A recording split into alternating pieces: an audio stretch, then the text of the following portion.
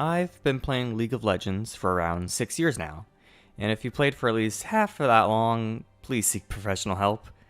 League has always been on my mind ever since I picked it up. Basically, I've played it almost every day that I can. Some call that an addiction, while I call it a dedicated hobby that I can quit whenever I want to. I just choose to not do it at the moment. Though playing the same game for that long may be fun for some, but for others, it can get stale. Of course, something that you do over and over will eventually get tiring or boring. For me, it's still fun, and it's the main reason I'm making this video, and that's to tell you why League is still enjoyable to play, especially after playing it for so long. But before I do, I would like to talk about something that everyone hates, or something that a lot of people will use to lash out at others: toxicity. Toxicity is apparent in no matter what fandom you enter, from the Call of Duty's community,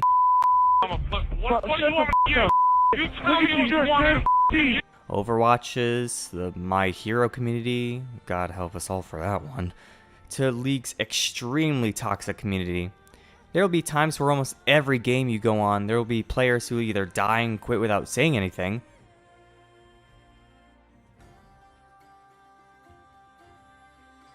A summoner has disconnected.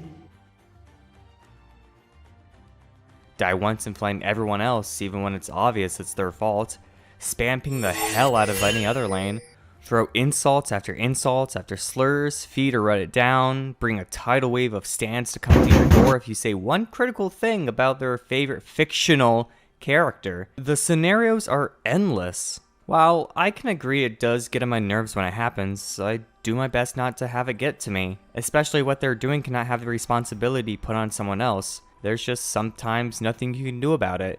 Just do your best and have fun and try to win.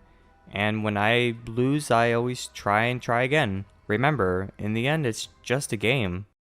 Don't let them win by having them drag you down with them. Be the better person and stay in your lane. Metaphorically, not game-wise.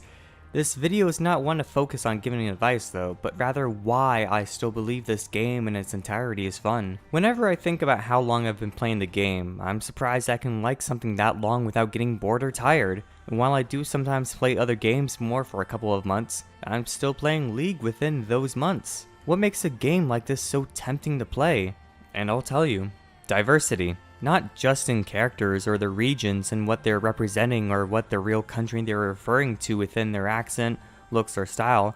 I'm talking about the vast diversity of content from Riot themselves and the community that keeps it alive every day. The constant changing of items, champion lore updates, meta changes, champion reworks, to the insane plays that can happen, to the cinematics, music videos, pro play. Each of them feel like their own world in which you can explore and find cool new things that may have not been known before. There's an unlimited amount of content out there for you to explore, and those alone are enough to keep me glued. There are streamers that play League, YouTubers that talk about League, artists that draw League characters, people who cosplay League champions. There's a whole world of creative content for people to enjoy, even if you don't play the game or have no interest. More than 150 champions are more than enough to find a few or at least one that you really enjoy playing.